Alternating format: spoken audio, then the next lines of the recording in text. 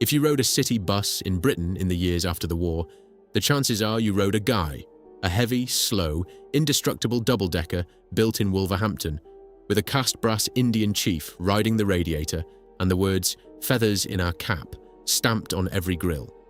At its peak, Guy Motors supplied 150 British fleets and 26 countries abroad. The lorries went out to 76. They survived the First War, when the works built depth-charge fuses and aero engines in 24-day turnarounds. Survived the Wall Street crash and a near bankruptcy that took the share price from £1 to £1. Survived the Second War as the only firm permitted to build double-deck bus chassis for 13 months after the Blitz. Survived everything the 20th century could throw at them. And then, in August 1982, the Park Lane Works built its final vehicle and shut. How does a works that built the buses that kept Britain moving simply stop? What really happened at Fallings Park? Chapter 1. The Man Who Quit the Same Day. Fallings Park sits to the northeast of Wolverhampton, a working district that for the better part of 70 years was built around a single industrial address, Park Lane, a long brick frontage with one name above its gate, Guy. The story begins, as so many British industrial stories do, with a young man and a refused pay rise. Sidney Slater Guy was born in 1885 in King's Heath, on the southern edge of Birmingham, a grammar school boy with a head for machines. At 16, he was apprenticed to Bellers and Morecambe, the steam engineers of Ladywood, learning the trade in the proper way, 5 years on the shop floor by day, night classes at the technical school after. By 21, he was service manager for Humber in Coventry. By 24, he had moved north to Wolverhampton to take the post of works manager at Sunbeam, then one of the great names of the British motor trade. He was good at it. Very good. Under his management, Sunbeam's profits rose tenfold. A young engineer who can make a balance sheet behave like that believes he has earned a share of what he has built. And Sidney Guy was not a man given to false modesty. He went to the Sunbeam board and asked for a salary increase and a slice of the profits. They refused. Sidney Guy walked out of that meeting and resigned the same afternoon, Saturday the 30th of May, 1914. Which is striking enough. What is more striking still is what he did next. Guy Motors Limited was registered that day. The same day. A man does not register a limited company on a Saturday afternoon, not on impulse, not unless he has already drawn the plans, found the land, lined up the money, and quietly told a few of the better men in the Sunbeam drawing office that there was about to be a new firm in Wolverhampton and that he would want them in it. The whole of Sidney Guy's resignation, in other words, was a piece of theatre. The decision had already been made. The pay rise was the excuse, not the cause.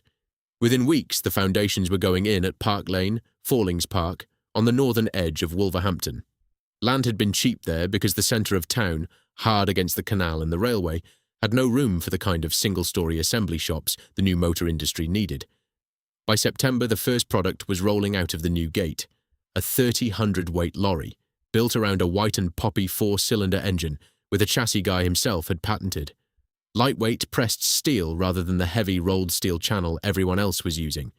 A 3-point flexible suspension that let the frame twist with the road.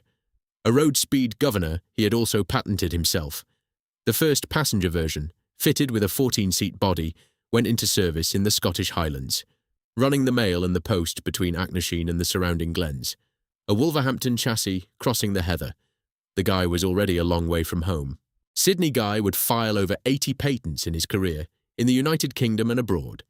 He was, by every account, a first-class engineer. He was also a man with a temper, autocratic in his methods, the absolute monarch of his works. His staff liked him, after a fashion, but no one ever forgot who decided. He took his lunch every day at the Victoria Hotel in central Wolverhampton, where a table was kept for him in perpetuity, in the company of other black country industrialists, Hugh Meynell of Meynell Valves among them. He would leave at 2:15 and return to Park Lane. Nobody had to ask where he had been. That is the man who built the works.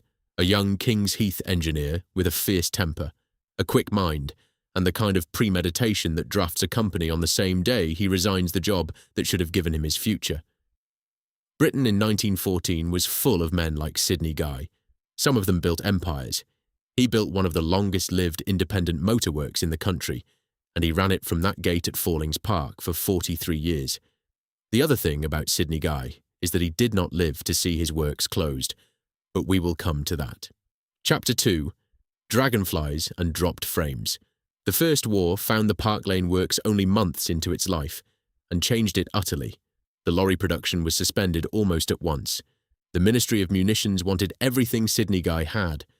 By 1915, the works was turning out depth-charge fuses by the tens of thousands, Britain's largest single producer.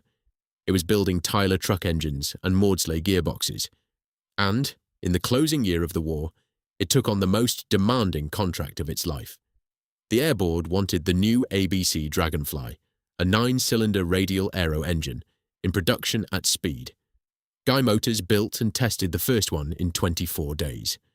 Sir William Weir, the Secretary of State for Air, sent a telegram of congratulation, a small piece of paper that hung in the works office for the rest of Sydney Guy's life. The Dragonfly itself proved a disaster in service, plagued by overheating, but the speed with which Guy had got it built passed into the folklore of the British aero industry. 24 days, from contract to running engine. Wolverhampton was that kind of place in 1918. The armistice left Guy, like every armaments contractor, with a half-built works full of skilled men and no orders. Sydney Guy's answer was characteristic.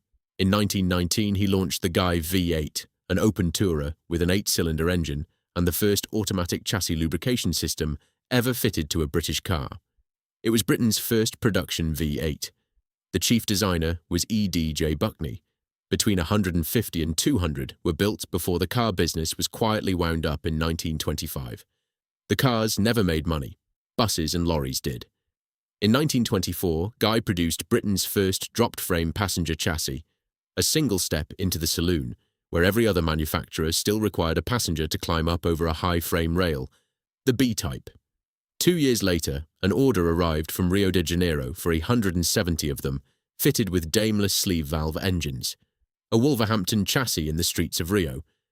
By the end of the decade, Guy was selling buses to operators across South America, Australia, India, Holland and South Africa. The same year saw the slogan that would define the mark for 40 years, "Feathers in our cap." It first appeared in an advertisement on the 22nd of January 1924. The phrase suggested the chiefly war bonnet of a Native American, and within months, that was exactly what was sitting on every Guy radiator.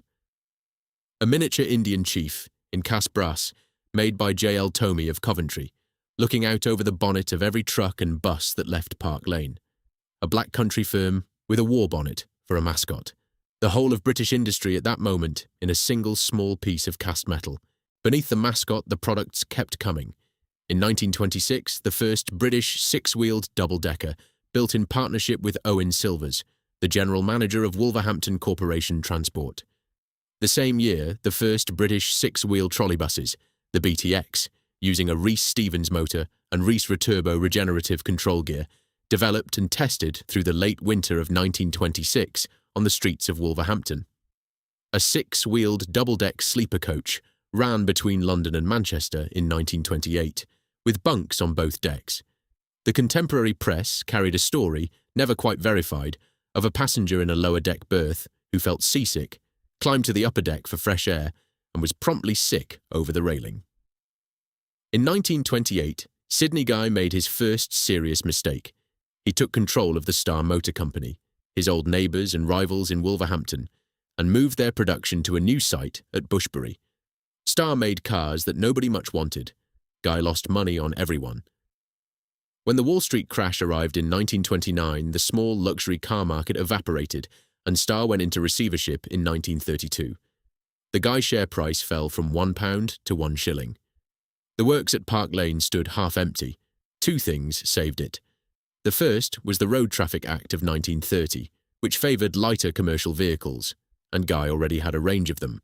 The animal-named light lorries, the Wolf, 2 tons, the Vixen, 3/4, the Otter, 6, the Fox, the Warrior at 7 tons, the Goliath at 10 to 12. By 1933, every Harlier in the Midlands knew the Guy menagerie. The second was a contract. In 1935, the War Office trialled the Guy Ant 1,500-weight lorry against all comers and ordered 150. By the late 1930s, with the European clouds gathering, The army was buying from Park Lane in volume. The Quadant four-wheel drive field artillery tractor followed, tested in conditions no British truck had been tested in before. By 1938, Sydney Guy's Works was effectively a military supplier with a sideline in civilian buses. And in 1933, quietly, almost without fanfare, Guy had launched the chassis that would carry its name into history. The Arab, the first bus chassis in Britain designed specifically for a diesel engine, built around the Gardner LW. The Arab would be the mainstay of Guy's business for the next quarter century. It would also be the bus that saved its life. Chapter 3. Built like a tank. Imagine arriving at Park Lane on a wet morning in January 1942. The blackout curtains are still down over the assembly shop windows. Inside, the works is running 3 shifts and has been since the spring of 1940. 13,305 army vehicles will leave that gate before the war is over. Field artillery tractors, lorries, armoured cars, and after the Coventry Blitz of November 1940, double-decker buses for half the cities in Britain. The bombing had destroyed the Daimler bus works at Coventry. Rowe at Leeds had switched to other war work. Crossley was committed. Leyland was building tanks. The Ministry of Supply gave Guy a remarkable instruction, and for 13 months, until Daimler returned to bus production in December 1942, Guy was effectively the only firm in Britain permitted to build double-deck bus chassis. More than 2,000 utility Arabs left Park Lane during the war years. Some sources say 2,500. They went to London Transport, to Birmingham, to Edinburgh and Southampton, and the Wolverhampton Corporation itself. Steel replaced the aluminium that had gone to the Air Ministry. The bodies were wooden-framed, austerity grade, painted in unrelieved grey. They were heavy, slow, uncomfortable. They lasted 30 years. If you rode a city bus in Britain between 1942 and the early 1960s, there's a fair chance you rode a Guy without knowing it. The mascot would have been removed for the duration. The bodywork would have been resprayed. The chassis was Wolverhampton built. There was an even more remarkable achievement going on in the next shop along. The War Office had asked Guy to build an armoured car based on the Quad Ant chassis. Woolwich Arsenal design, riveted construction, 4 men, a heavy machine gun. Sydney Guy looked at the drawings and said his works could do better. He proposed to weld the hulls. Nobody in Britain had ever built a welded armoured fighting vehicle for the British Army. The War Office was unconvinced. Guy offered to weld the first production batch at his own expense. If they failed, the loss was his. They didn't fail. Guy's draftsmen designed a rotary jig that allowed a hull to be turned in place while the welders worked along the seams, drastically faster than building a riveted hull. The first British all-welded armoured fighting vehicle came off the Park Lane line in 1939. The technique was so successful that production was passed to Route Securities at Coventry, where the larger Humber armoured car was built, 5,500 of them, using Guy's welding method and, in many cases, Guy-built hulls. The Royal Commission on Awards to Inventors awarded Guy Motors £5,000 after the war in recognition. 6 of the original Guy armoured cars had gone to France in May 1940 with the British Expeditionary Force. Most were lost at Dunkirk. 4 came home. In September 1940, with the threat of invasion at its highest, those 4 cars had their main guns removed and were assigned to a special unit, the Morris Mission under Lieutenant W. A. Morris, whose job was the close protection of His Majesty the King, Her Majesty the Queen, and the Prime Minister. For most of 1940 and 1941, when Mr. Churchill toured the bombed streets of London, he did so in a Guy. When the King and Queen visited the East End, a Guy followed them. They remained on royal protection duty until 1942. A Black Country works that had begun the war making milk lorries was now welding the steel that escorted the King. Sydney Guy did one more thing that mattered in those years. He brought in part-time women workers, at scale, well before the wartime legislation that made such work universal. The story in the works was that he was personally threatened with prosecution by the Ministry of Labour before the law caught up with him. Whether that is quite true or not, the Park Lane Works was running with female labour through most of the war, and the women who came through that gate were treated, on Sydney Guy's instructions, with the same conditions as the men. The Works Clinic offered sunray treatment for the children of the workforce. The canteen, fitted out for 500, doubled in the evenings as a whist hall and a dance hall and a concert venue. The welfare club had a bowling green and a tennis court. There was a garden of memory for the men who had not come back. The war ended. The army vehicle contracts ended with it. And Sidney Guy, in 1945, surveyed the largest, most productive, most modern works the Black Country had ever seen, and began the work of selling its products to the world. Chapter 4.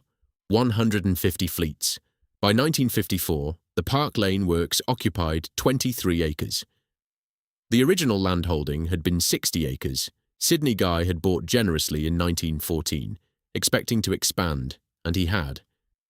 New assembly shops were under construction throughout the early 1950s, fitted between the older buildings on a site that had been growing organically for 40 years. A young apprentice walking onto the works floor in 1954 would have entered through the gate at Park Lane and seen first the spare parts stores. 45,000 bins, ranged from floor to ceiling, holding every component for every Guy lorry, bus or trolleybus ever built. A man with a parts list and a ladder could find a clutch spring for a 1924 dropped-frame chassis or a brake drum for a 1953 Arab Ivor without leaving the building. The parts department alone employed dozens. Beyond it was the rear axle and gearbox shop. Beyond that, the engine reconditioning bay. Gardeners came back from operators all over the world for overhaul, were stripped to bare castings, machined, rebuilt, and tested before being shipped out again. The gear cutting shop, the drawing office on the upper floor, with its long sloped tables and its racks of master drawings dating to the First War. 2 large vehicle assembly tracks running parallel, one for heavy chassis, one for light. The works had its own electricity generating station because the Wolverhampton supply in the 1920s had not been adequate, and Sidney Guy had simply built his own. The works clinic, with its sunray equipment, still ran daily surgeries for the workforce. The canteen seated 500 for breakfast and another 500 for the day shift. Friday's tea included a sweet course on company account. The welfare club's football team played in the Wolverhampton League. Children of the workforce had a summer outing every year and a Christmas party at which Sidney Guy himself attended, by then a man in his late 60s, still autocratic, still feared a little, but capable of bending down to a 5-year-old and asking what he wanted to be when he grew up. In 1954, the company had on its books 293 employees holding 20-year long-service certificates. 62 of them had been with the works for over 30 years. The factory had never had a strike, not in its history, not in 1926, not in the bitter winters of the early 1930s, not through the war, not ever. Profit sharing had been introduced in the 1920s, well before it was fashionable. Paid holidays had come in voluntarily before legislation required them. The men of Park Lane were not radicalized. They were not docile either. They were skilled, well paid by Black Country standards, and treated as part of a going concern. The works was the center of their working lives and a fair part of their social ones. That same year, 1954, Guy passenger vehicles were operated by 150 companies in the United Kingdom and were in service in 26 countries abroad.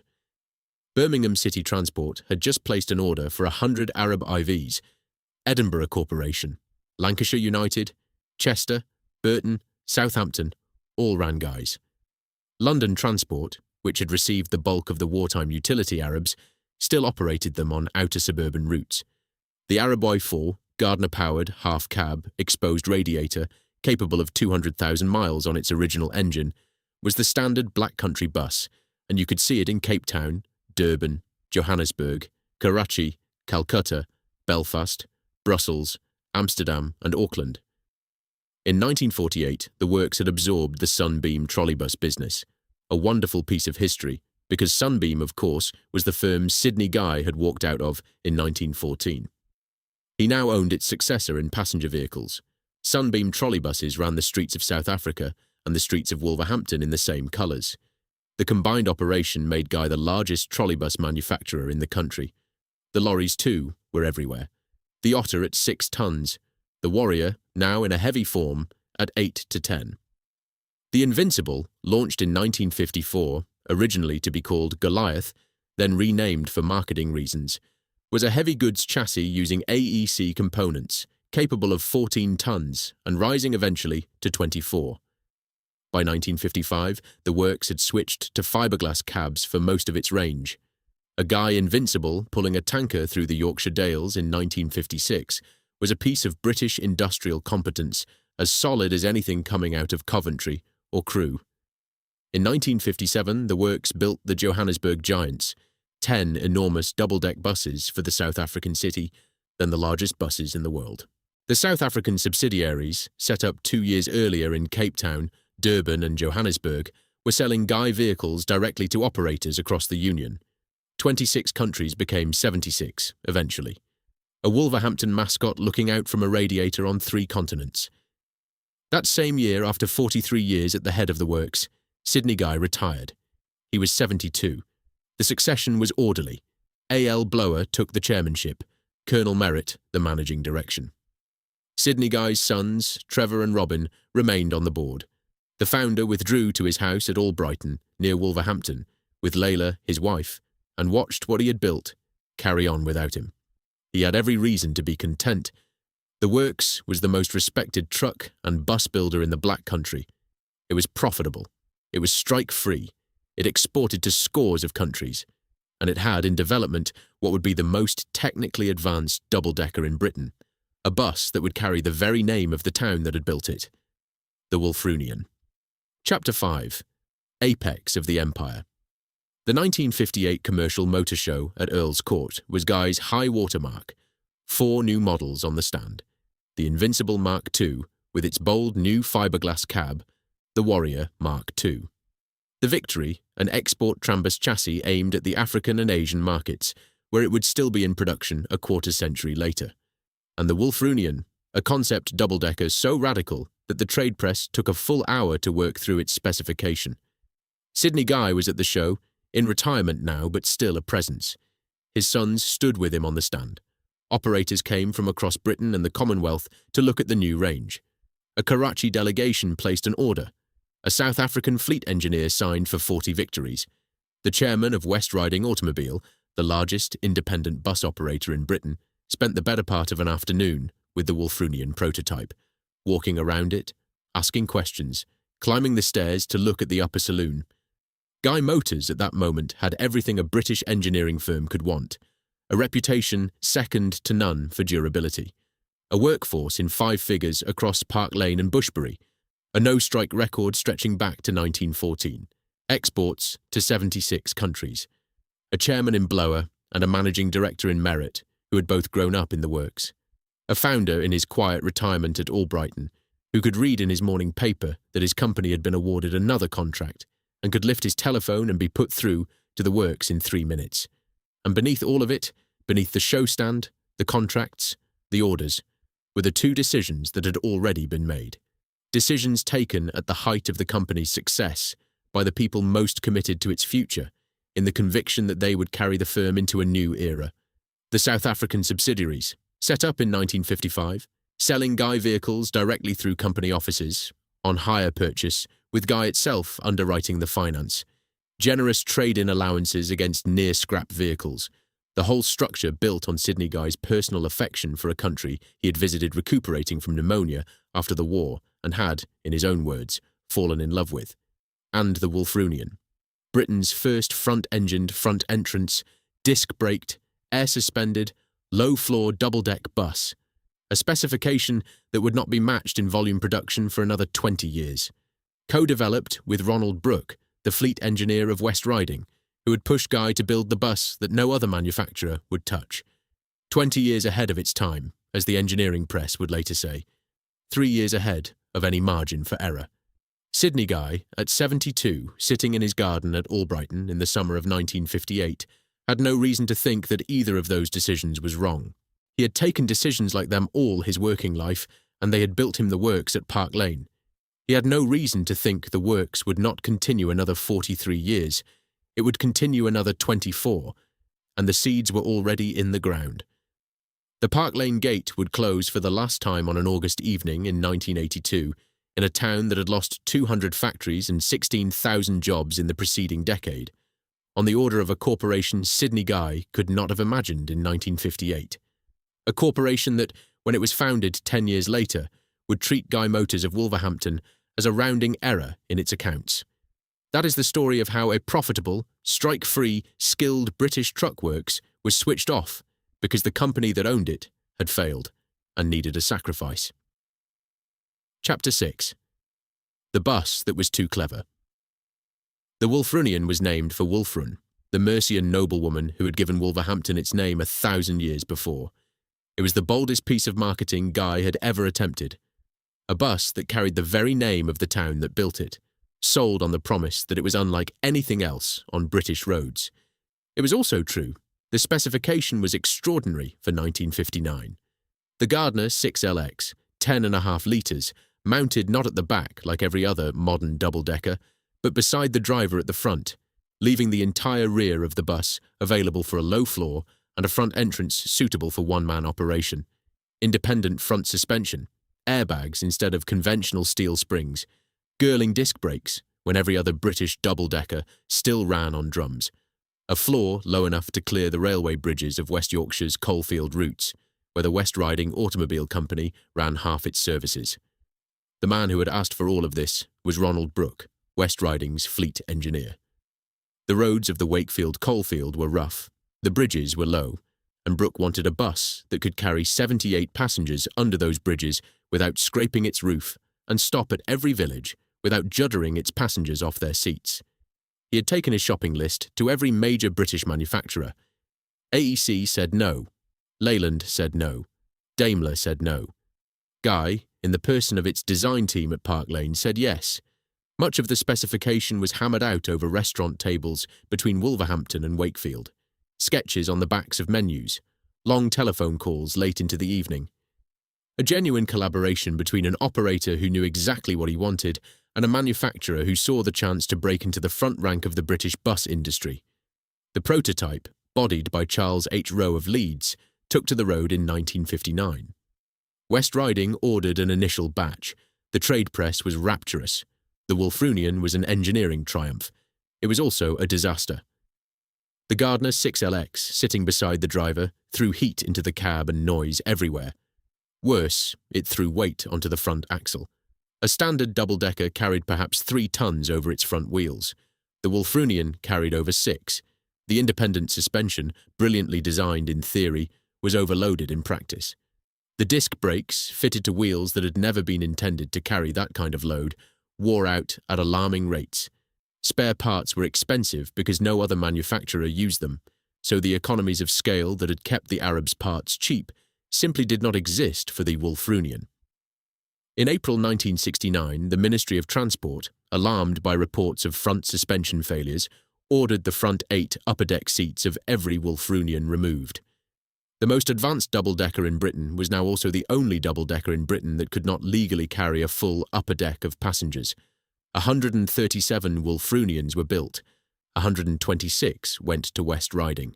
Single examples were tried by Wolverhampton Corporation, Accrington, Bury, West Wales, County Motors, Lancashire United. None of them ordered a second one. 2 demonstrators went out in the gold and black of Wolverhampton Wanderers. West Riding cancelled an option on a further 25. The Wolfrunian's reputation as a noble failure was established almost before the last one rolled off the line. It would later be argued that the suspension principles it pioneered went on to be used in 15,000 later double-deckers, and that 2,400 subsequent designs used its front-engine, front-entrance layout. The Volvo Elsa of 1974 was said to have studied a Wolfrunian closely. The bus was ahead of its time, and it bankrupted the firm that built it. But the Wolfrunian, on its own, did not bankrupt Guy. In Cape Town, Durban and Johannesburg, the subsidiary offices that Sydney Guy had insisted upon 4 years before were losing £300,000 a year. The hire purchase contracts, the trade-in allowances, the company's contractual liability for finance company defaults, every device that had been intended to push sales had instead pushed losses. The South African operation bled cash at a rate the Park Lane works could not absorb. By the autumn of 1961, with the Wolfrunian failing in service and South Africa losing money faster than the works could earn it, Guy Motors was technically insolvent. There was no money to fix the Wolfrunian's problems. There was no money to retrench from South Africa. There was no money for anything. The receiver was called in on a cold October morning. Chapter 7. Mr. Lyons and the Friday Sacking. The man who saved Guy Motors was Sir William Lyons of Jaguar. Lyons was at that moment the most respected motor industrialist in the Midlands. He had built Jaguar from a sidecar maker in Blackpool into a luxury car manufacturer with a Le Mans pedigree. The year before, he had bought Daimler. He was building a group, not aggressively, but methodically, and a profitable Wolverhampton truck works going cheap in receivership was exactly the kind of opportunity he found difficult to refuse. The liquidators valued Guy Motors at £2,220,000. They told the receiver they would realistically expect to recover £1,200,000. Lyons looked at the books, walked through the works, and offered £800,000. No other bidder came forward. The offer was accepted. The mechanics of the transaction were a piece of cold corporate engineering. A new company, Guy Motors, Europe, Limited, was formed to take the assets. The liabilities, the South African losses, the unsold Wolfrunians, the pensions, the obligations to suppliers, stayed behind in the carcass of the old Guy Motors Limited. And on a Friday afternoon in October 1961, every man and woman at the Park Lane Works was dismissed. Sacked. 825 employees turned out of the gate with their last week's wages and their cards. On the Monday morning they came back and were re-employed by the new company.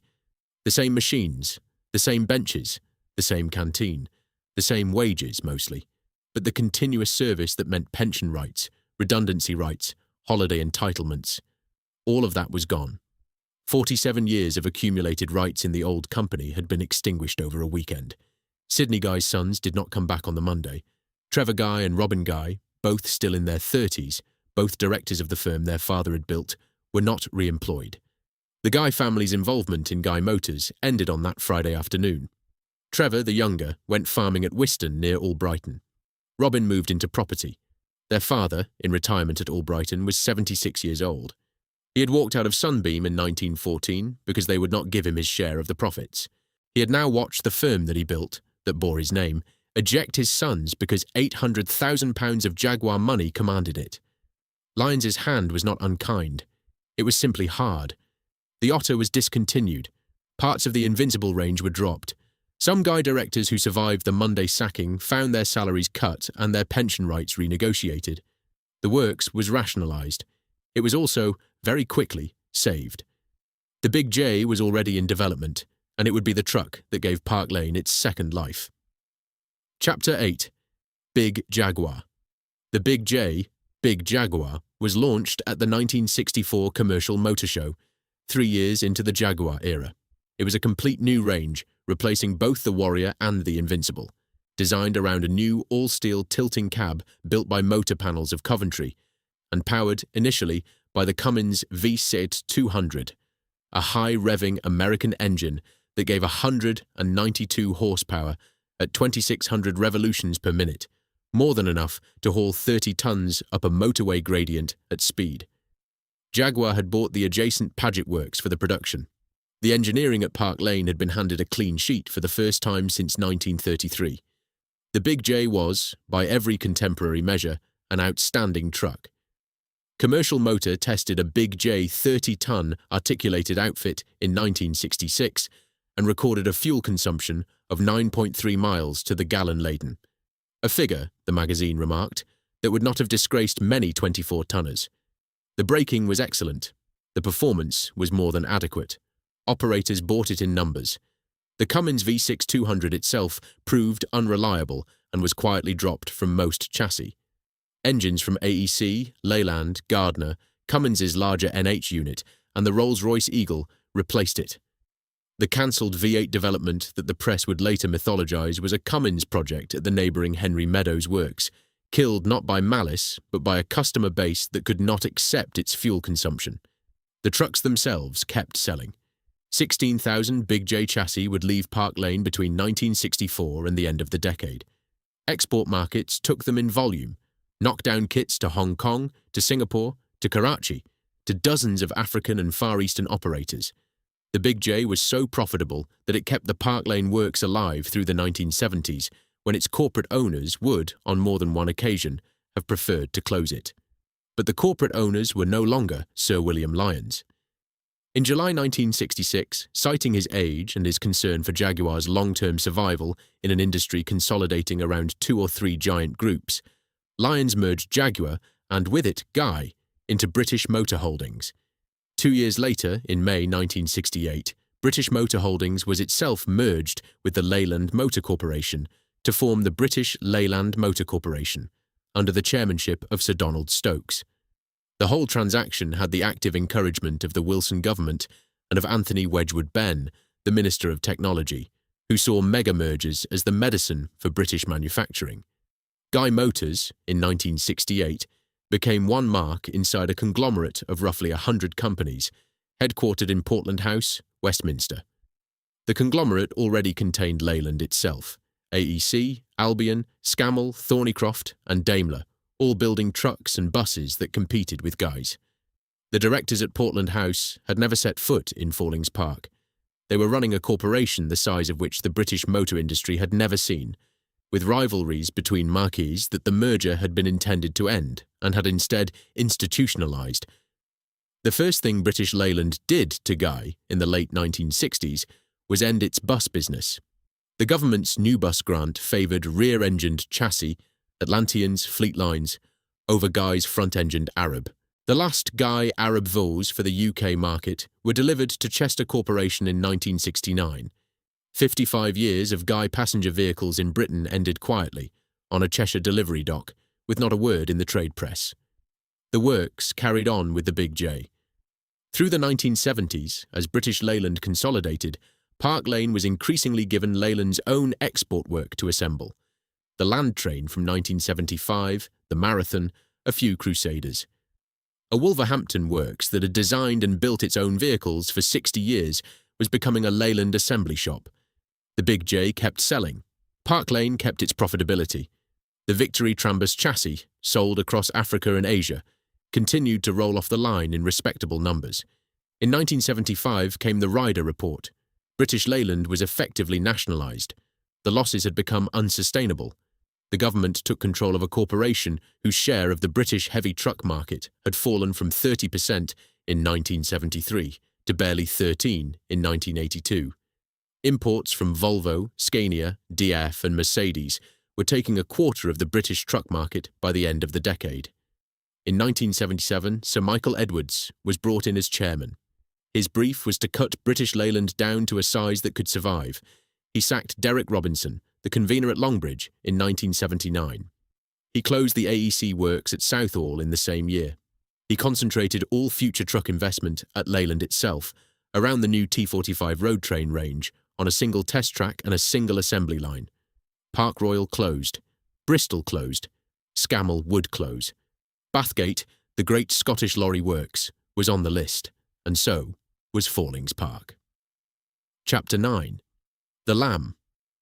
On the 20th of November 1981, Sir Michael Edwards's truck division announced a closure package: 1,365 jobs at Bathgate, 1,860 at Leyland itself, 740 at Guy Motors, Wolverhampton. The land train assembly work would be transferred to Bathgate, and from there partly to Scammell at Watford. The Victory and the Fleetline bus work that Park Lane still did would move to Farrington in Lancashire. The Park Lane works was to be closed completely. The buildings would be sold. The site would be cleared. The reaction in Wolverhampton was immediate and bitter. The town had lost 200 factories in the previous decade. 16,000 industrial jobs had gone. Unemployment in the constituency stood at 17% and rising. The closure of Guy Motors meant another 740 skilled men onto a labour market that had nothing to offer them. What made it cut deeper was that Park Lane was not failing. On the 8th of December 1981, Robert Edwards, the Labour Member of Parliament for Wolverhampton South East, rose in the House of Commons to put the case of the Guy shop stewards. They had written to him directly. The factory, they said, was working a 46-hour week. The order book was full. The men knew when they were busy. Some of them had been brought in only 2 years before from the steelworks at Bilston, which had closed in 1979, on the explicit promise that the jobs at Guy would be secure. Edwards quoted the steward's letter verbatim on the floor of the House. "There is no surplus capacity in this factory," the stewards had written, "but there is, apparently, in the overall structure of Leyland Motors.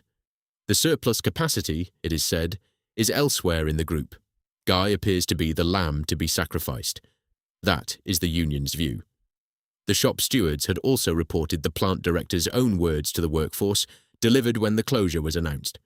They were told, the stewards said, that they must be worried because everybody was so busy, and that no amount of performance improvement could overcome Leyland Vehicles' basic problem of surplus capacity. A factory was being killed for working too hard at a problem it did not have. The Under-Secretary of State for Industry, John Wakeham, rose to reply. He defended the closure in the language of group strategy. Leyland's losses were unsustainable. The British truck market had collapsed. Capacity had to come out somewhere. The decision, he said, was one only British Leyland could take. The government had agreed £990 million for the 1981 corporate plan and could not now overrule the operational decisions of the management it had funded. Edwards pressed him. Tam Dalyell spoke in support. Dennis Skinner intervened. The vote was lost.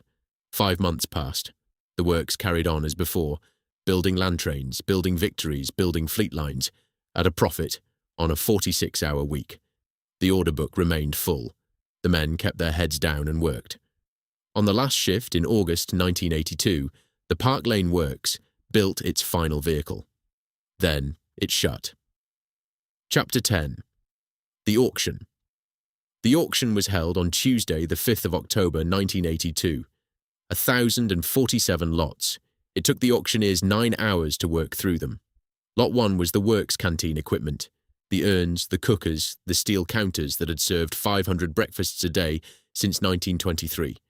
Lots 2 through 40 were the office contents, the typewriters, the filing cabinets, the carpets, the lamps, the drawing office tables that had carried the master drawings of the dropped frame chassis, the Arab, the Wolfrunian, the Big J. The blueprints themselves had gone to the British Leyland Archive at Leyland. The vehicle assembly tracks, lots 196 through 212, went mostly to scrap merchants. The gear-cutting equipment went, in pieces, to small engineering firms across the Black Country. The forklifts, the cranes, the overhead gantries, the compressor house, the works' own electricity generators, which had run the site since 1925, the 45,000 spare parts bins, the clinic equipment, the sunray lamps, the welfare club trophies, which the auctioneers had thought to set aside. They went finally to former employees who had come back for the day, at £5 and £10 each. For 10 days afterwards, between 8:30 and 4:30, the successful bidders came back to remove their purchases. The Park Lane Works was stripped methodically, one machine at a time, by men in overalls who had nothing to do with Guy Motors and had been hired for the day by buyers from Birmingham or Manchester or Stoke. Some of the former Guy workers stood at the gates and watched. A foreman who had worked the heavy assembly line for 31 years said afterwards that he could not bring himself to go inside. He had stood at the gate and watched the cranes come out. He had recognised one of the men loading the lorries. He had served his apprenticeship with him at AEC Southall, which had closed in 1979. They had nodded to each other. Neither had spoken. Sidney Gay was already long gone. He had died at his house in Albrighton in September 1971, 10 years before the closure announcement, 20 months after British Leyland had been formed. He was 86. The obituaries had been respectful. Trevor Guy, who had been farming at Wiston since the 1961 sacking, would die of cancer in August 1996 at the age of 67. The Express and Star gave him an obituary that ran to half a column. Motor giant dies. He had outlived Park Lane by 14 years. The Park Lane site itself was sold off in lots over the following 2 years. Most of the buildings came down. A few survived, converted to light industrial units, rented in small parcels to firms with nothing to do with motor manufacturing. The site became, eventually, the Guy Motors Industrial Park. A retail park, small workshops, distribution units, the kind of low-grade industrial estate that has replaced the great single-employer works in 100 British towns. The mascot, the Indian Chief radiator badge, the feathers in our cap, became a collector's item. A good one at auction would fetch several £100s.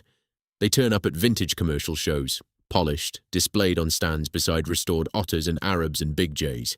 The Victory Trambus chassis, badged now as a Leyland, continued to be built, at Wolverhampton until 1982, then at the Leyland Works until 1986. When the last Victory rolled off the Leyland line, the Guy mark was finally extinguished. 72 years after Sidney Guy had registered the company on a Saturday afternoon, The name disappeared from the records of the British motor industry. In Hong Kong, the China Motor Bus Company was still running its fleet of Guy Arabs up the peak, buses some 30 years old, working timetabled service on one of the steepest urban routes in the world. They had been built at Park Lane in the early 1950s. They would run, some of them, into the late 1980s. The over-engineering that Sidney Guy had insisted upon, the heavy frames, the slow-revving Gardners, the bus chassis built like tanks, had outlived the company that built them by years. That was the secret of Guy Motors, in the end. The buses lasted. The lorries lasted. The works did not. Chapter 11. What remains? Walk through Fallings Park now, and you will find a perfectly ordinary corner of North Wolverhampton. The Guy Motors Industrial Park has a sign at the entrance, a row of small units rented to glaziers, to van hire firms, to a tyre fitter, a retail outlet, the cracked tarmac of what was once a vast staff car park, the brickwork of one or two surviving buildings, blackened by 60 years of black country weather, holding up a corrugated roof. There is no statue. There is no museum. The blue plaque to Sidney Guy is on the wall of a former house, half a mile away. The plaque gives his dates as 1884 to 1971, which is 1 year out, but that is the kind of error a town makes when it has stopped paying close attention. In Dewsbury, at the Bus Museum, 2 Wolfrunians sit in a row of preserved double-deckers, WHL 970 and UCX 275, polished, maintained. The most technically advanced double-decker in Britain in 1959, now the most unusual exhibit on a museum floor, with information boards that explain the air suspension and the disc brakes to families who have never heard of the firm that built them. At the London Bus Museum at Brooklands, G351 sits, the sole survivor of the 435 wartime utility Arabs that Guy built for London Transport between 1942 and 1945. It was Sidney Guy's contribution to keeping London moving through the Blitz. It has been restored to its original wartime grey. Visitors climb its narrow stairs to the upper saloon, sit on its wooden-framed seats, and find it difficult to imagine that for 13 months in 1942, this was effectively the only kind of bus chassis being built in Britain. In Wolverhampton itself, the Sunbeam trolleybus, the firm Sidney Guy walked out of in 1914, sits in the Black Country Living Museum, restored, running, carrying tourists around a reconstructed industrial village. The Guy Motors that owned Sunbeam from 1948 onwards is not represented. The works at Park Lane has nothing in the museum at all. What remains is the sound of the Gardner-engined Arab on a hillside in Hong Kong, the smell of diesel and hot brake linings on a Yorkshire road, the cast brass face of an Indian chief looking out over a black country radiator. What remains is the quiet certainty of the shop stewards who wrote that letter in 1981, that their factory was not failing, that it was working a 46-hour week, that it had never been on strike, and that it was about to be sacrificed for a surplus capacity that existed somewhere else. What remains is the work of a Wolverhampton engineer who registered his company on the same day he quit Sunbeam, who built one of the longest-lived independent motorworks in the country, and who died 10 years before the corporation that owned his works decided that it could not be allowed to continue, not through one failure, through a slow folding in of a profitable independent works into a corporation too large to know what it owned, and a closure that was, in the end, simply the easier option. The lights came on at Park Lane on a September morning in 1914. They went off on an August evening in 1982. In between, the works built 230,000 vehicles, employed several generations of Wolverhampton men and women, and put the feathers in our cap mascot on radiators in 76 countries. And then it stopped.